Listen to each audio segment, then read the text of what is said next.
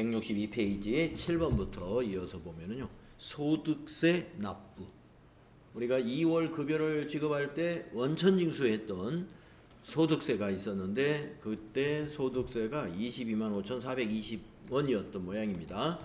자, 2월분 급여 지급 시 원천징수하였던 근로소득세를 납부기한일에 현금 납부했군요. 출금조표로 작성하면 되겠습니다.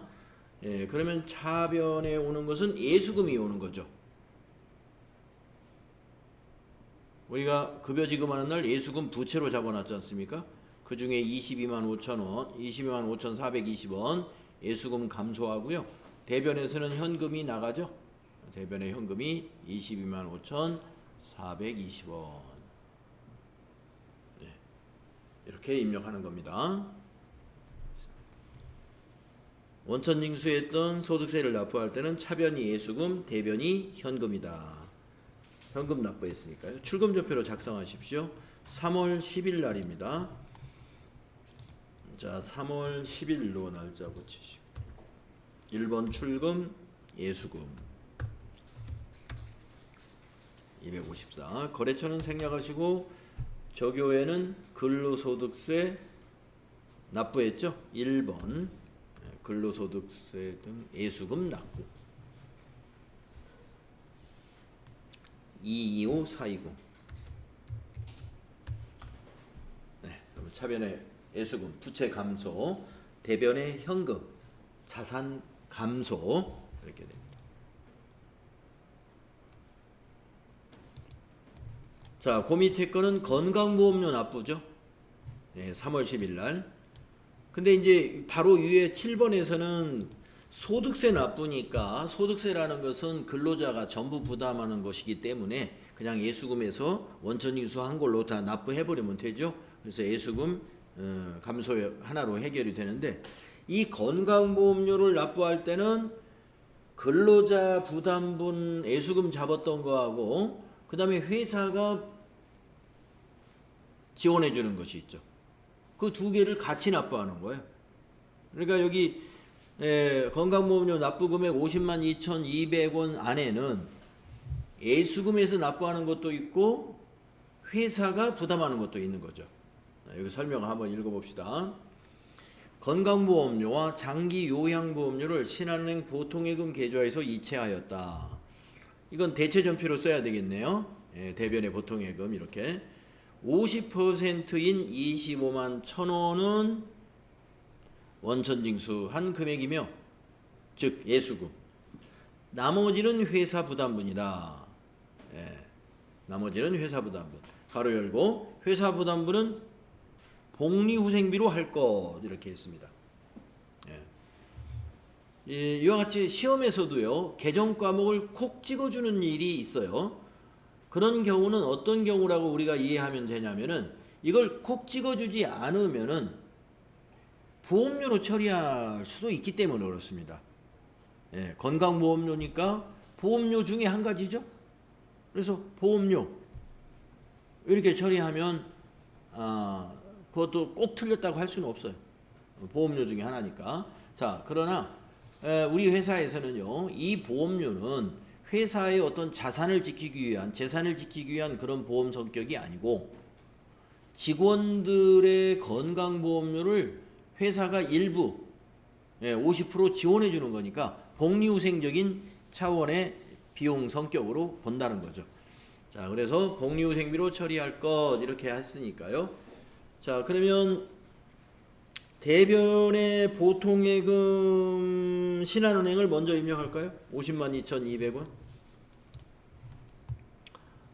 날짜가 3월 같은 날입니다. 자, 같은 날 전표 2개 이상 입력할 때는요 이 번호가 자동으로 이 전표 번호가 증가할 거예요. 자, 4번 대변의 103번 보통예금, 은행은 신한은행 보통이고 적용 건강보험료 납부했으니까 여기다 타이핑 해줘야 되겠네요. 건강보험료 납부 밑에 적용 중에 마땅한 게 없어서요. 대변 금액은 502200. 엔터 하시고요. 3번 차변. 예수금 254. 예수금은 거래처 그냥 방향키로 그냥 지나가면 되죠. 네, 이것도 건강보험료 납부니까요. 엔터로 위에 거 복사하면 되겠습니다. 건강보험료 납부라고 하시고 251 100원, 251 100. 또 차변에 복리후생비 800번대 거래처 그냥 지나가시고 적여도 엔터로 건강보험료 납부를 그대로 써주시면 되겠습니다. 251 100.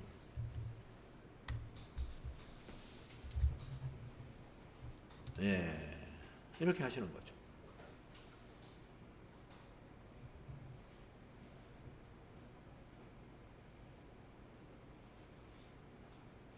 그래서 거래 후 결합관계를 정리한다면 예수금은 부채 감소, 차변의 복리후생비 비용 발생, 대변의 보통예금은 자산 감소. 이렇게 되죠. 거래 후 8요소에 잘 부합이 되죠. 자, 9번째 증빙도 세금 납부한 영수증입니다. 지방소득세 납부 영수증. 네, 지방소득세는 서울시 같은 경우는 이제 구청에 납부하고 이천시와 같은 곳에서는 시청에 납부하는 곳인데, 자, 내용을 보시면 2월분 급여 지급 시 원천 징수한 지방소득세를 납부 기한일에 현금으로 납부했다. 이렇게 되어 있네요. 네. 차변이 예수금이죠. 네. 예수금이 22,530원. 대변은 현금 납부했으니까 현금이 22,530원. 이렇게 되는 거죠. 그래서 거래 후 결합관계가 차변은 부채 감소, 대변은 자산 감소. 이런 거래가 되죠. 부채 감소, 자산 감소. 자, 전표 입력합시다. 계속 3월 10일입니다. 그러면 이제 3월 10일에 전표가 1번, 2번까지 나왔죠? 이제 요거 입력하면 3번이라는 번호가 만들어집니다. 자, 1번 출금하시고 현금 납부했으니까 예수금 254, 거래처는 그냥 지나가시고 적요에다가는 지방소득세 납부 이렇게 써주면 되죠. 지방소득세 납부 금액은 22530.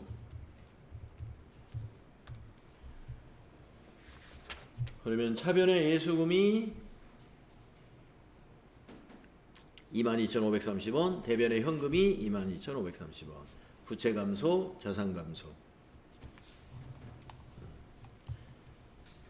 자, 그 다음에 증빙을 보면은요, 통장 거래 내역밖에 없습니다. 통장 거래 내역만 가지고 회계 처리할 때도 있다.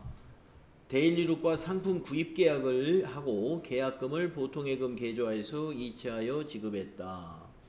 네. 우리가 어떤 큰 물량의 상품을 서로 이렇게 거래를 할 때 계약금을 이게 주고 받는 경우 있습니다. 계약금을 우리가 지급했다 이거예요. 계약금을 지급했다. 자, 계약금 개정 과목은 선자 돌림의 개정 과목이죠. 선자 돌림의 개정 과목인데 지급했다 그러면 급자, 지급의 급자.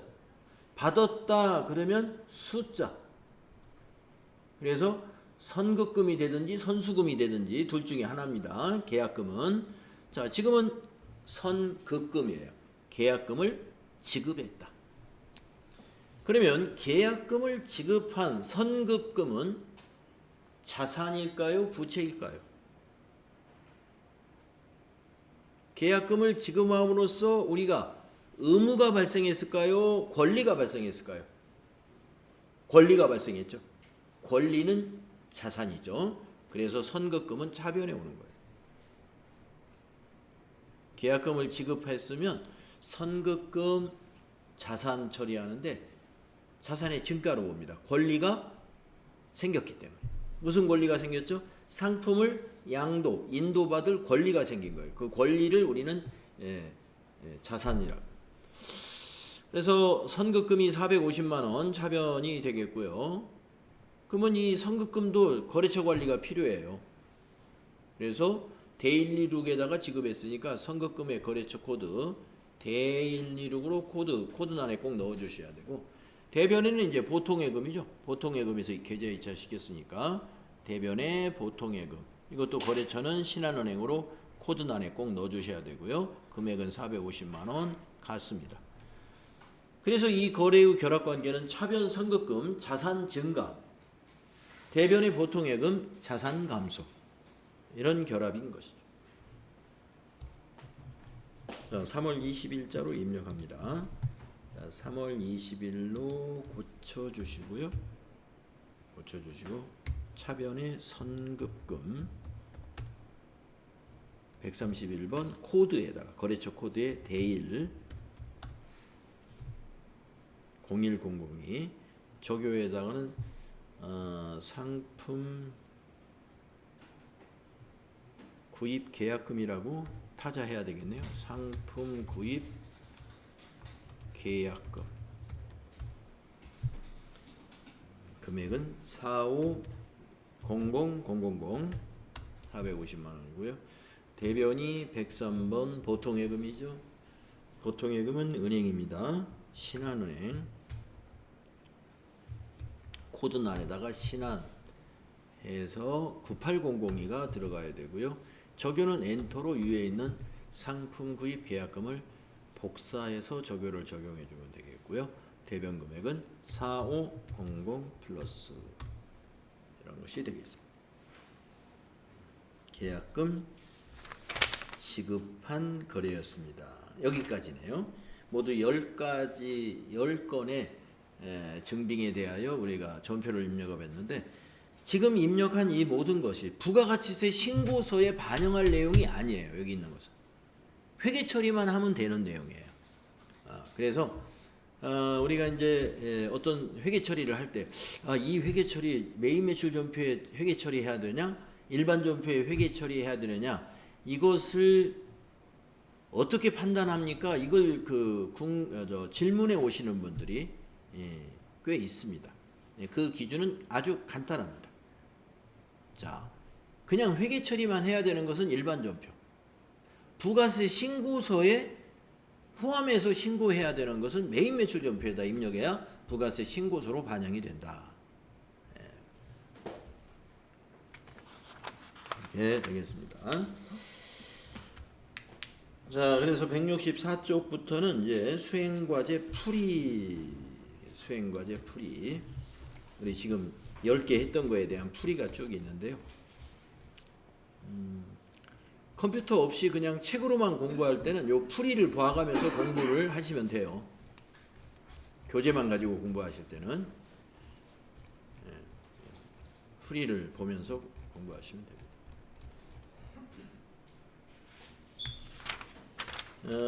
166쪽에 있는 그림에서 여기 현금 잔액이 여기 있는데, 우리 참고로 한번 우리가 지금까지 입력한 거하고 현금 잔액이 일치하는지 한번 확인도 해볼까요? 3월로 전체 내용이 보이도록 해놓고 여기 날짜를 스페이스바로 딱 지워놓고요. 이렇게 하면 3월 20일 현재의 현금 잔액이 이 자리에 보입니다. 일반 전표 입력에서는요, 전표를 입력할 때마다 그 시점에 현금 잔액이 그 자리에 항상 보여져요.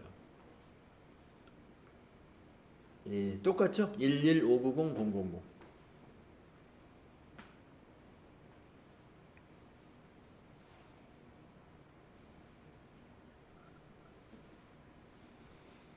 자, 일반 전표를 입력할 때 그 팁을 보시면 그 밑에 팁이 간단하게 있는데, 이거 한번 보면은요. 전표를 입력하려면 증빙을 보고 입력하는데 날짜를 파악하고 그 증빙에서 파악할 수 있어야 되고 차변 대변의 계정 과목과 금액을 파악할 수 있어야 된다. 근데 이제 이걸 계정 과목과 금액을 파악할 때는 그 계정 과목이 자산인지 부채인지 자본인지 수익인지 비용인지를 봐서 거래의 판례소에 맞게끔 차변인가 대변인가의 위치를 잘 선택해야 됩니다. 그 다음에 거래처 코드는 채권, 채무, 예금 관련된 계정 과목의 경우에 정확하게 코드란에다가 코드가 나타날 수 있도록 입력해야 된다는 것을 강조하고 있습니다.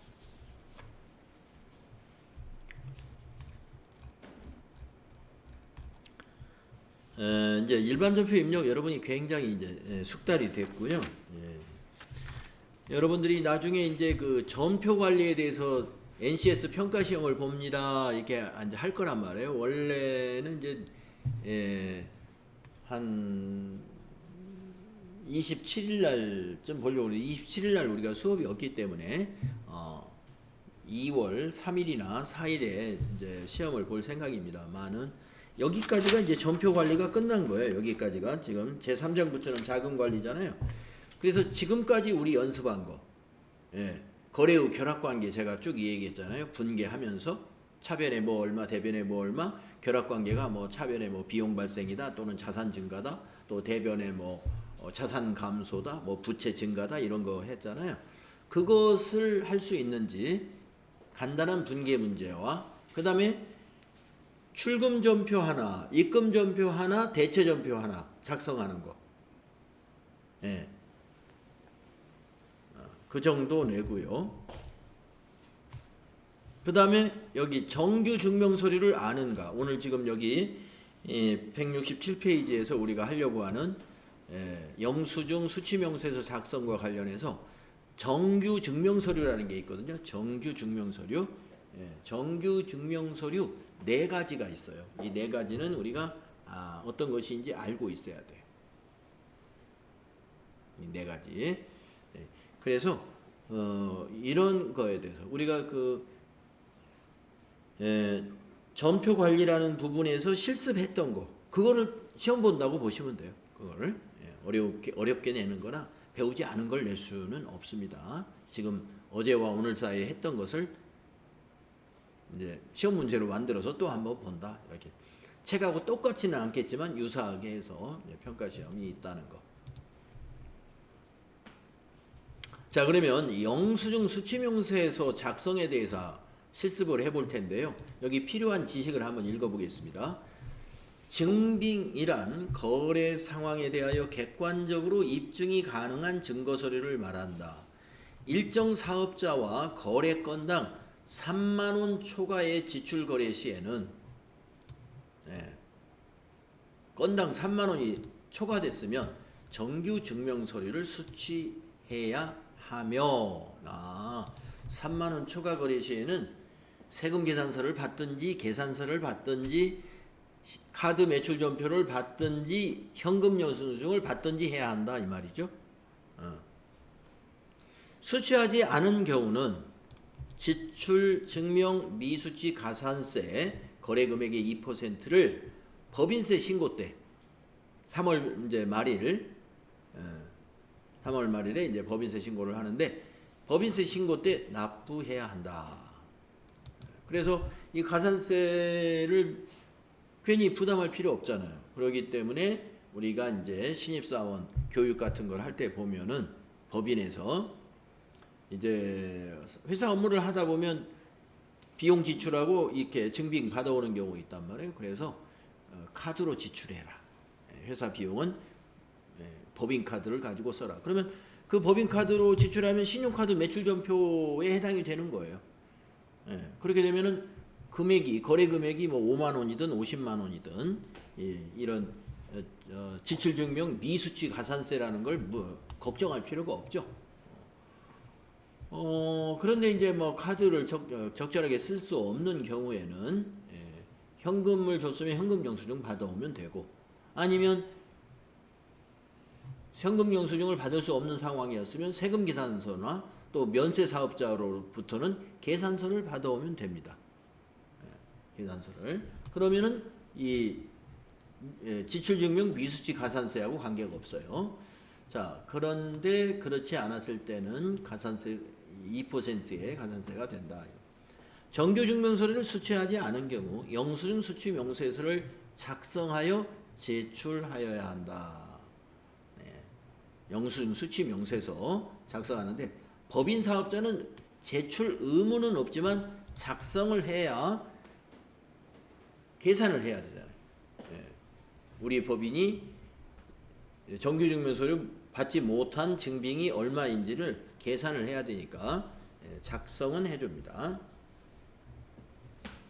그래서 정규증명서류 종류 4가지 꼭 기억하시라는 거.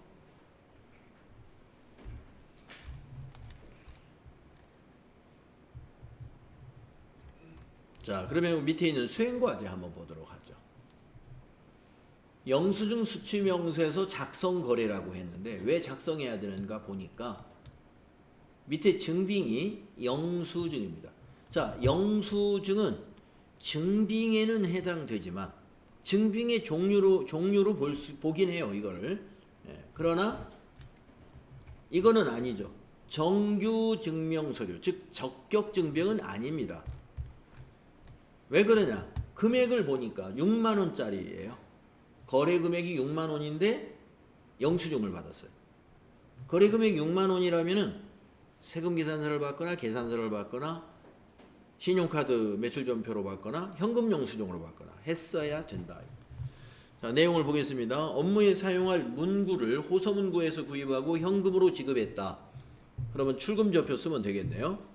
회계처리는 회사는 이 거래가 지출증명서류 미수치 가산세 대상인지를 검토하려고 한다. 소모품 B로 처리할 것 이랬는데요. 아까 어떤 문제에서 복리후생비로 처리할 것 할 때 보험료로 해야 되나 복리후생비로 처리해야 되나 그러한 부분이 있을 때 그 개정과목을 콕 찍어준다고 그랬죠. 이것도 자 내용이 뭐냐면은 문구류를 문구점에서 산 겁니다.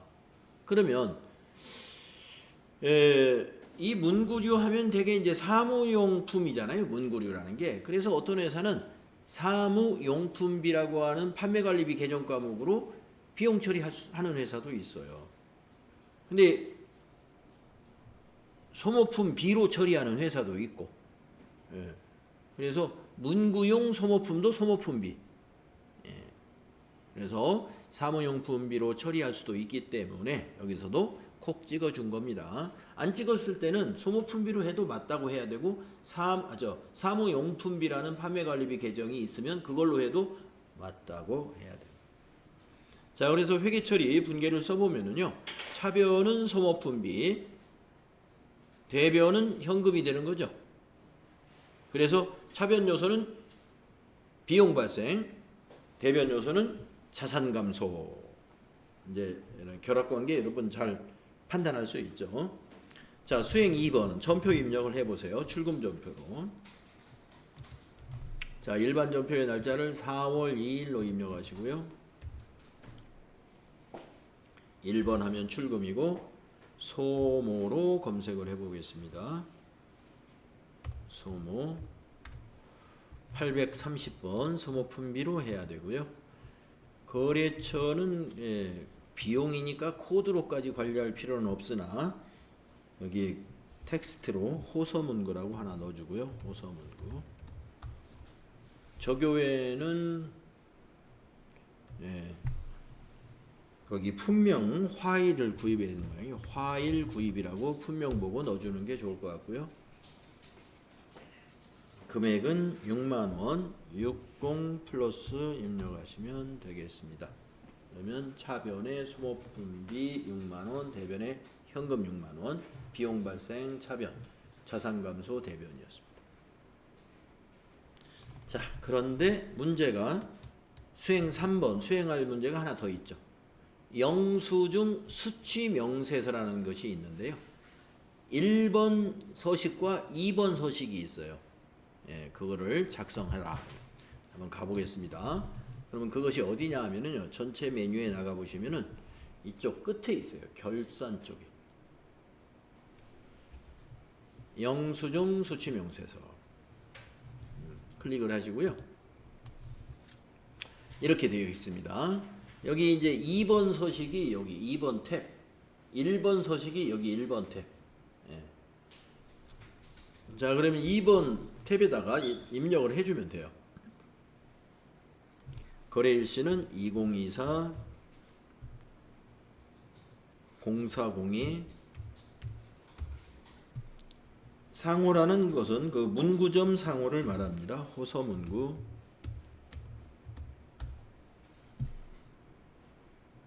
성명은 이사랑. 서울 강서구.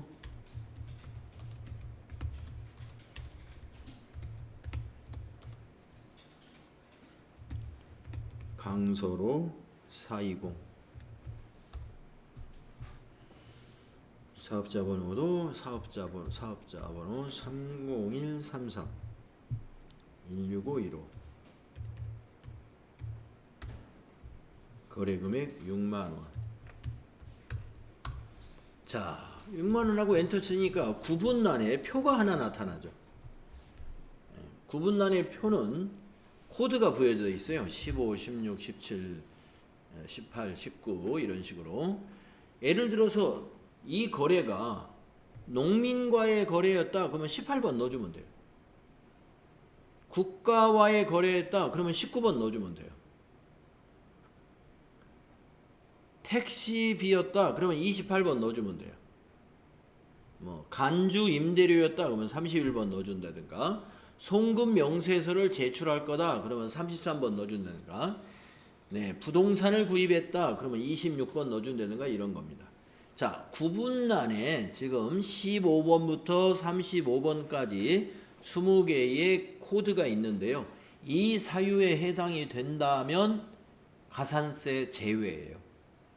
가산세 제외. 적격증빙이 아니어도 가산세가 제외됩니다. 대표적인 게 이런 보험 같은 거. 16번. 보험회사에서 세금계산서 받아본 적이 아마 없을 거예요. 보험 가입하고. 뭐 카드 매출전표도 없을 겁니다. 그냥 계좌 이체해주면 거기서 보험증권 하면 끝이에요. 보험증권. 근데 우리가 지금 여신전문금융법에서 보험증권이라는 그 적격증빙이 규정되어 있지 않아요. 그래서 보험료 납부한 거다 그러면 16번 해주면 됩니다. 자, 근데 이거는 어디에도 해당되지 않습니다. 문구점에서 우리가 문구류를 산 거는 여기에 해당이 안 돼요. 그래서 구분란을 비워둡니다. 비워두고 계정 코드는 아까 그 일반전표에 입력했던 그 830번 그 계정 과목을 여기다 입력하는 거고요. 830번. 그리고 적요에다가는 이제 아까 입력했던 적요하고 똑같이 화일 구입이라고 넣어주는 거죠. 이런 식으로. 네. 이제 여기다 우리가 이제 그 3만 원 초과 거래를 말이죠. 적격 증빙을 못 받았을 때는 계속 여기다 이제 입력을 해 나가는 겁니다. 그러면 여기에 계속 이렇게 합계가 나타나요. 총계 얼마. 자, 반드시 영수증 수치명세에서 1을 확인하세요. 이 말이 뭐냐면 여기 1, 여기. 그래서 요 6만 원이 거기에 반영됐는가 봐라 이겁니다. 자, 영수증 수치명세서 1번을 클릭해 보니 여기 12번 명세서 제출 대상 가산세 대상이라고 보시면 됩니다. 6만 원. 이렇게 총계에 6만 원 반영 잘 됐죠? 자, 지금까지 이제 전표 입력이나 이런 것은 별도로 저장을 할 필요가 없습니다만은 이 영수증 수치 명세에서는 저장해야 됩니다. 그래서 한번 지금 닫아 볼까요? 여러분 영수증 수치 명세서 탭 오른쪽에 X표 닫기 단추죠? 여기 한번 눌러 보세요. 그러면은 우리가 일반 전표 입력이나 이런 건 그냥 닫기 하면 그냥 닫히거든요. 그건 저장되어 있기 때문에 그래요. 근데 이거는 작성한 내용을 저장하시겠느냐? 아직 저장 안 돼 있기 때문에 물어보는 거거든요. 예 해줘야 됩니다. 예. 네, 이렇게 시험에서 FAT 1급에서는요 영수증 수치명세서 작성하라는 문제 한 문제 꼭 나와요. 한 문제. 그러니까 뭐 어려울 것은 없잖아요. 꼼꼼하게 이렇게 챙겨서 입력하고 이게 자동 저장 안 되니까 닫으면서 예 해준다는 것만 기억하면 되겠네요.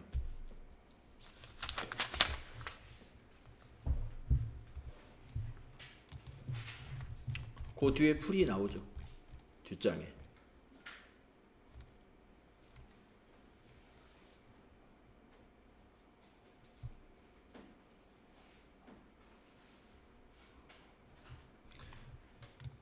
네, 수행 팁을 읽어보시면은 3만원 초과 거래에 대하여 정규 증명서류 외의 영수증 등을 수취한 경우 영수증 수취 명세서라는 것을 작성하도록 해야 한다.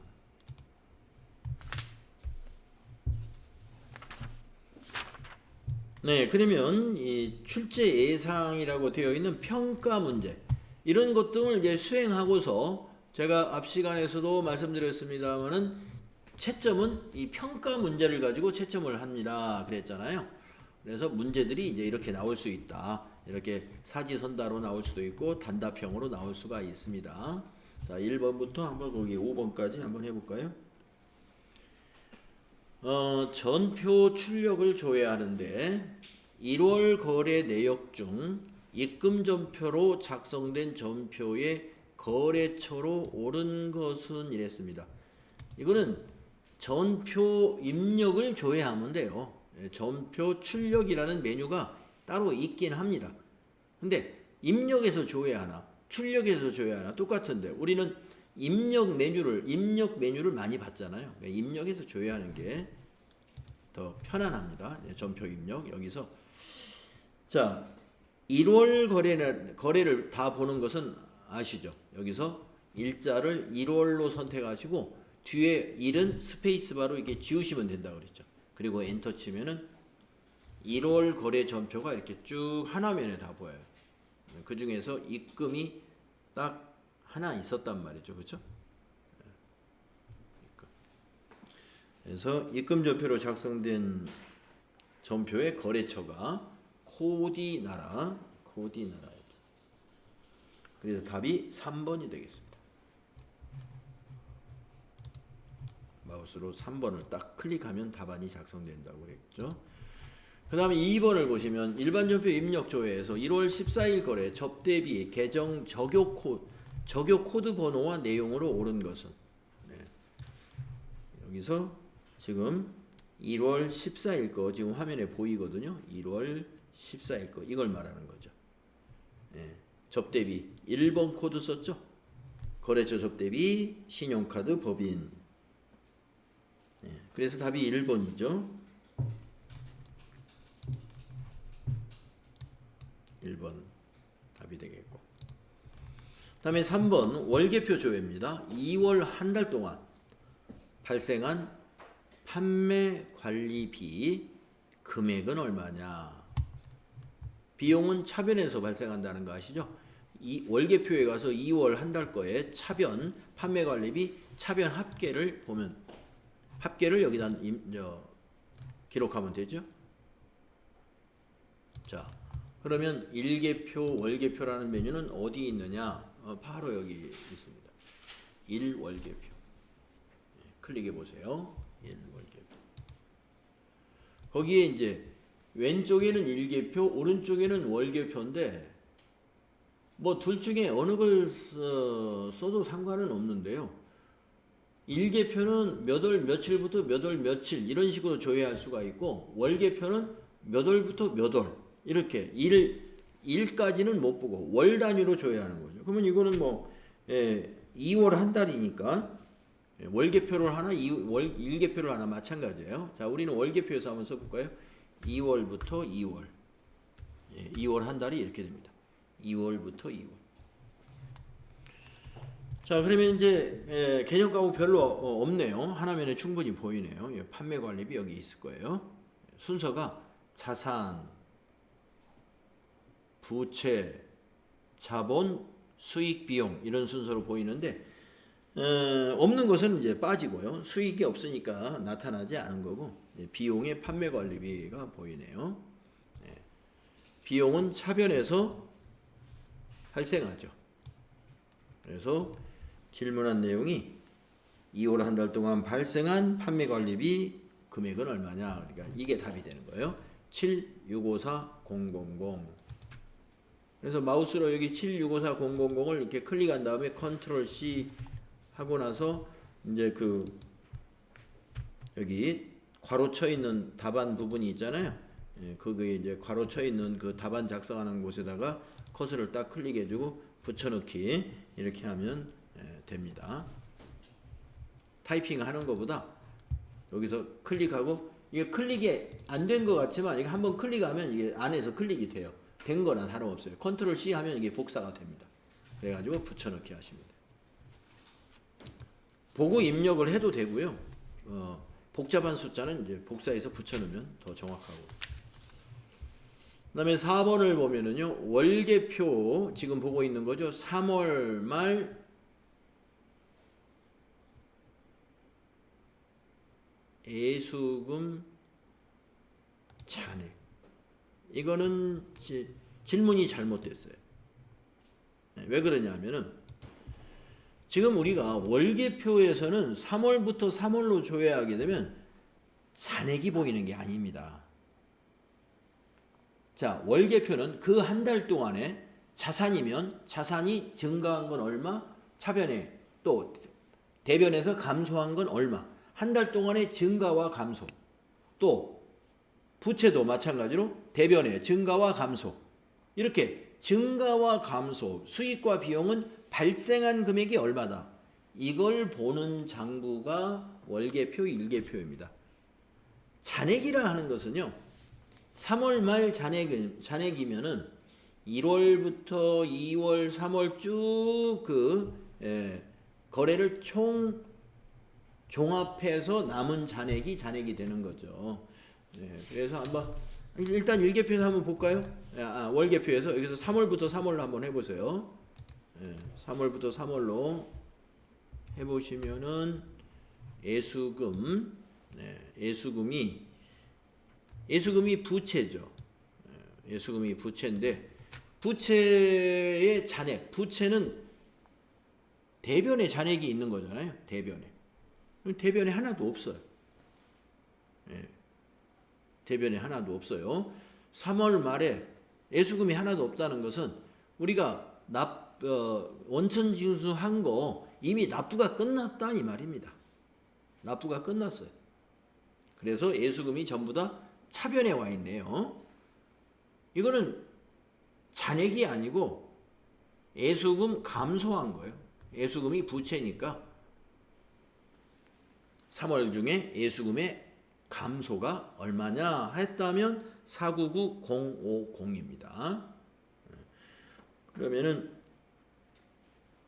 3월 말 예수금 잔액 한번 볼까요? 잔액을 보려면요. 합계잔액시산표를 보는 게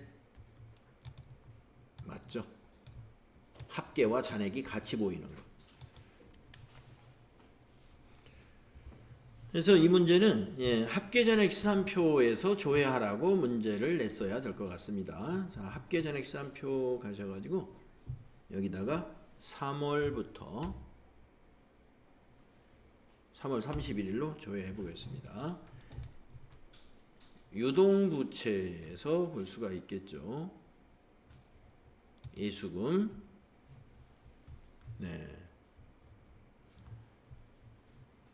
대변의 잔액 보이네요. 339200. 여러분, 자산의 잔액은 차변에 있는 것이고 부채의 잔액은 대변에, 자본도 잔액이 대변에 있습니다. 여기 잔액란이 대변에 있지 않습니까? 그래서 339200 보기에서 찾아보면 1번이죠. 1번. 그래서 4번 문제는요. 월계표를 지우시고 합계 잔액 시산표 조회 이렇게 고쳐 놓으시면 되겠습니다.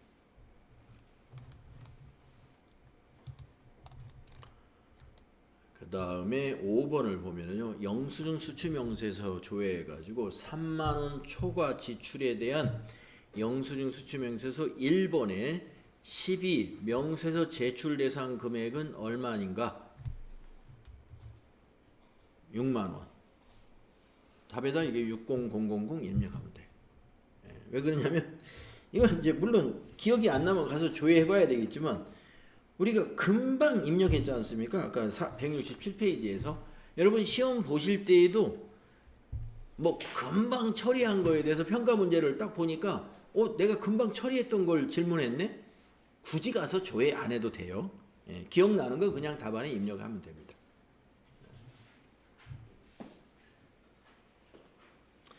그래서 이제 수행 작업 한 지가 좀 시간이 지나서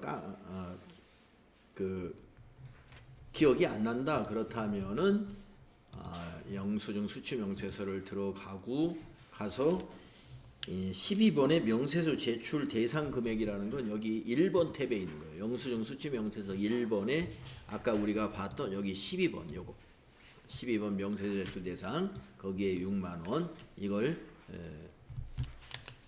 질문한 것이죠. 예.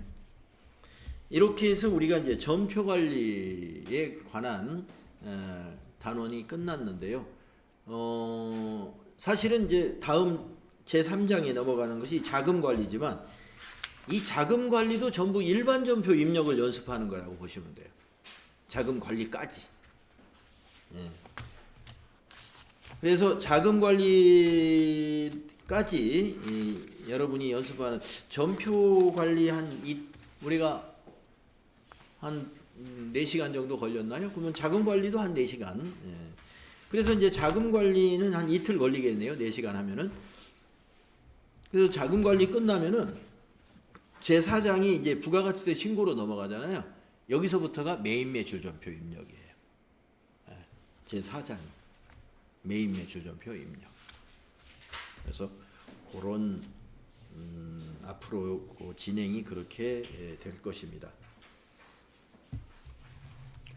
그 다음에 이제 여러분들께서 그 원격 이론 교육이 있지 않습니까? 재무회계 이론, 그 다음에 부가가치세 이론 이렇게 보면은 재무회계 이론도 아직 32차시까지 다 못 마치신 분 몇 분 계시고요.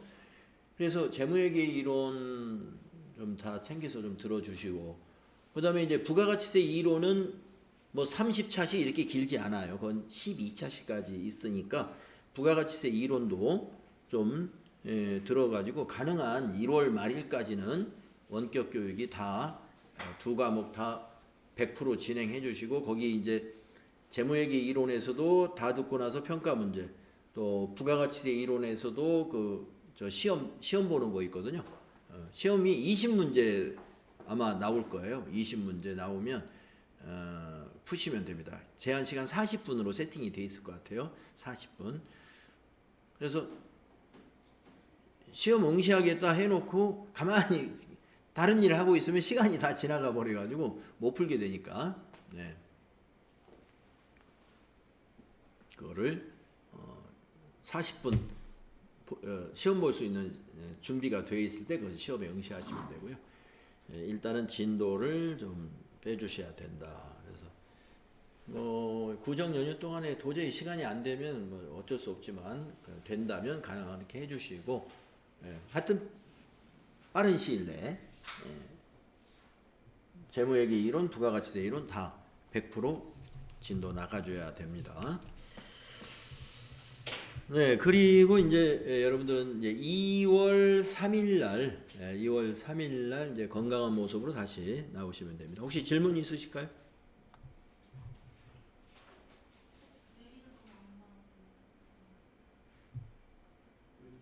네, 내일이 금요일이죠. 네, 우리가 이제